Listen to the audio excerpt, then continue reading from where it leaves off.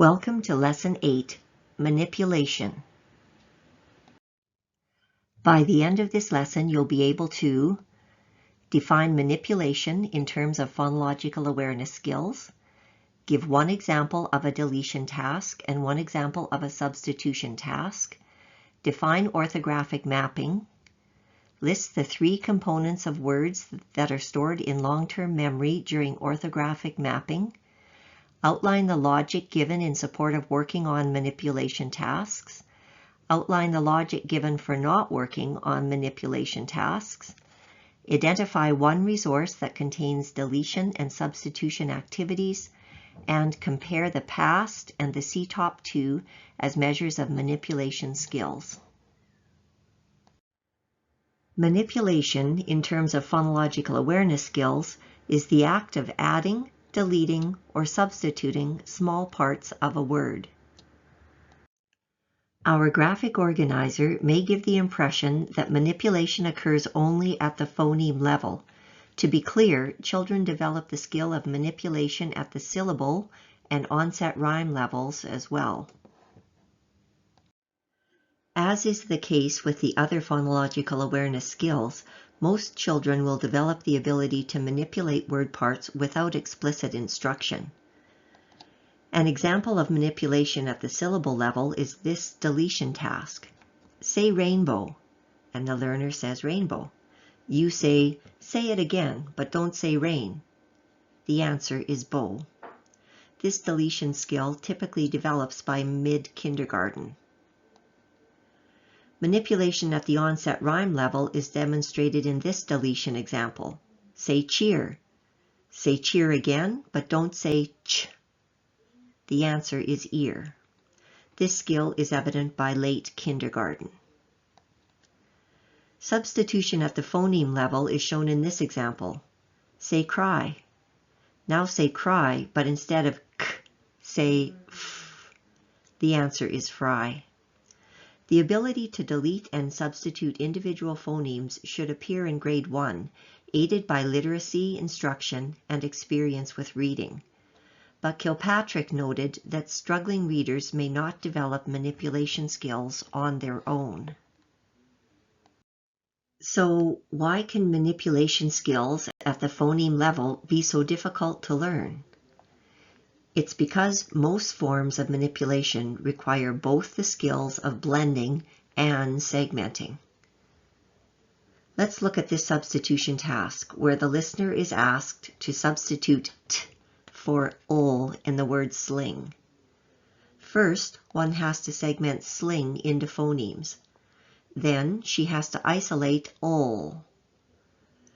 The ol has to be deleted and t has to be added. And finally, the sounds have to be blended back together again, forming the word sting. If the student has to demonstrate automaticity or the ability to answer in less than 2 seconds, the blending and segmenting both have to be done very quickly. The value of working on manipulation skills remains controversial. In 2008, Schuell and Boudreau stated that working on manipulation activities is not needed, as manipulation skills develop as a result of learning to read, rather than being skills helpful for initial learning to decode and spell. Schuell and Murphy in 2014 reiterated this position and did not include manipulation tasks in their intensive phonological awareness program. Likewise, Scanlon and her colleagues did not include manipulation activities in their programming, outlined in the book Early Intervention for Reading Difficulties, the Interactive Strategies Approach. Joan Sedita, founder of Keys to Literacy and a national author and trainer for letters, stated her position in a blog posting in 2022. Kilpatrick has proposed that advanced phonemic awareness activities focused on practice with phoneme manipulation might be helpful for students who are not able to orthographically map words. However, at this time, there is not sufficient research to indicate that instruction focused on advanced phonemic awareness improves orthographic mapping. Kilpatrick and Ashby and their colleagues disagree. In a personal communication, Kilpatrick stated that correct responses during blending and segmenting tasks do not ensure that those two skills are proficient enough to allow orthographic mapping. In contrast, accurate and automatic responses on manipulation tasks indicate accurate and automatic blending and segmenting skills. Ashby and her colleagues clarified their position in Teaching Phonemic Awareness in 2022, a guide to educators. They wrote, "Not all students will need explicit instruction in phonemic deletion and substitution tasks. However, struggling readers have phonological processing weaknesses. Studies that used phonemic deletion and substitution activities for intervention yielded substantially higher word reading results than studies that relied primarily on phonemic segmentation activities. When students struggle with reading and/or spelling, phonemic awareness activities that include segmenting, deleting, and substituting sounds are an appropriate part of a code-based lesson. Yes, it is important to use these types of tasks with struggling readers in grade 2 and beyond." Let's review the concept of orthographic mapping and the critical role played by phonemic awareness skills. Orthographic mapping is the process that allows us to remember the words we read. It connects what is known and already well established in memory, that is, a word's pronunciation, with what the reader needs to remember, a word's spelling. The three skills needed for orthographic mapping to occur are highly proficient phonemic awareness, automatic letter-sound correspondence, in other words, phonics, and the ability to accurately and quickly decode a word by identifying its sounds letter by letter and blending those sounds to read the word. Here are the steps in orthographic mapping. The eyes read a string of unfamiliar print. In this case, the word rain. The brain decodes or sounds out the word by identifying the letter sounds and blending the sounds together. The reader recognizes the word rain, which activates its meaning and pronunciation in long-term memory. If segmenting skills are proficient, the word's pronunciation is segmented. The letters or letter combinations are then mapped on to each phoneme. Motes talks about the phonemes acting as Velcro or parking spots for the graphemes.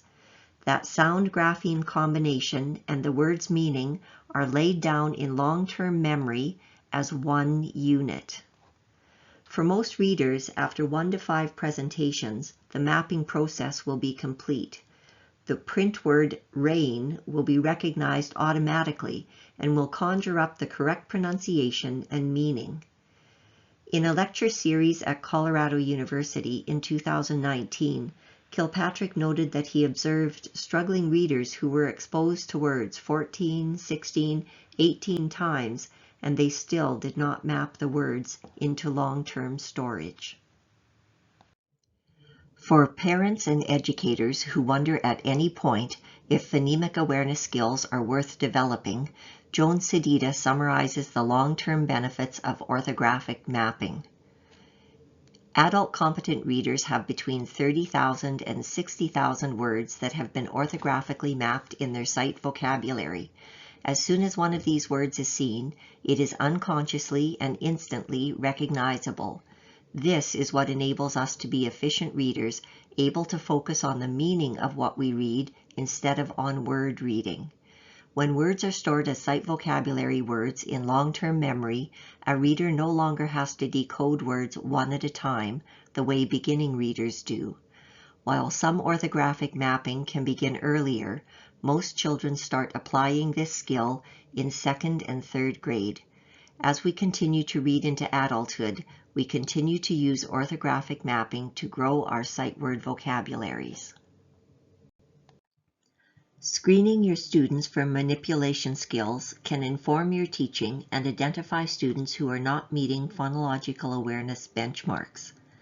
Kilpatrick's PAST, the Phonological Awareness Screening Test, is a screen that has the following features: It examines the skills of deletion and substitution. It has 4 forms available, so monitoring can occur throughout the year. There are accompanying activities for intervention in the book Equipped for Reading Success. The past can be downloaded and used free of charge. It does not offer norm reference scores, so no percentile order ranking is available. The past provides approximate developmental levels based only on grade level. Therefore, the adequacy of skill of the very young kindergarten students will be uncertain. And finally, the past does not identify if blending and/or segmenting at the phoneme level have been mastered, information that parents, kindergarten teachers, grade 1 teachers, and student resource teachers will want to know. Administering the past requires a thorough understanding of Kilpatrick's instructions. Chapter 11 of Equipped for Reading Success contains Kilpatrick's instructions. A 17-minute tutorial entitled Administering the Past is available on Frontline for SunWest School Division educators. The CTOP 2, the Comprehensive Test of Phonological Processing, 2nd edition, is an assessment that your speech-language pathologist likely owns. The CTOP 2 assesses deletion skills in the subtest called elision. The test scores are norm-referenced, so percentiles are provided. The CTOP 2 is a Level B assessment, so teachers and paraprofessionals in the school may not be qualified to administer it. And the CTOP 2 assessment kit and every protocol used must be purchased. Here are some tips for teaching manipulation skills. Pause the video and read through the ideas.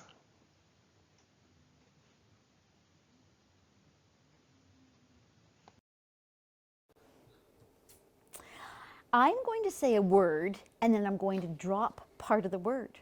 Are you ready? Yeah.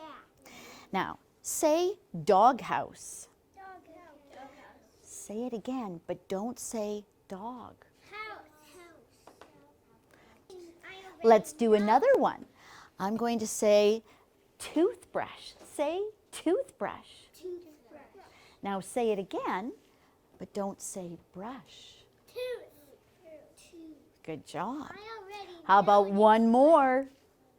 Can you say cowboy? Cowboy. Say it again, but don't say boy. Cow.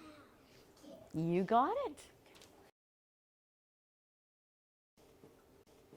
These black boxes will help us find the missing parts of these words. Can you say sunlight? Sunlight. Say it again, but don't say sun. Light. All right. How about say neighbor? Neighbor.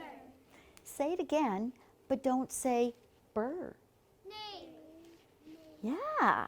And how about one more? Say person. Person.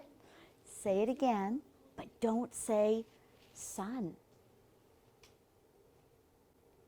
Per. You had to think, and these boxes helped you. Perfect. All right, let's take some smaller parts off of some words. Can you say lifeboat? Lifeboat. Now say it again, but don't say boat. Life. Yeah. How about say cupcake? Cupcake. Say it again, but don't say cake. Cup. One more. How about say backbone? Backbone. Say it again, but don't say back. Bone. Perfect. Here are some activities to consider if your students are working on manipulation skills. Each 1-minute activity consists of 10 tasks, all at the same skill level. Kilpatrick recommends that children should always be working on 2 different levels concurrently. These activities are 100% auditory with no supporting visuals. Once again, take a group snapshot to see if the students who are at most risk of reading difficulties are benefiting from these activities. The use of Pam Mastel's syllable thief puppet can make the deletion of syllables, onsets, and phonemes more fun for everyone. Phoneme Swap provides students with the pictures of two words that differ by only one sound. The student has to decide if the changing sound is the first, medial, or last sound. And in the activity Make It, Find It, Keep It, students search for pairs of cards where one card contains a consonant blend and the second card has lost one of the two consonants. An example would be clip and lip.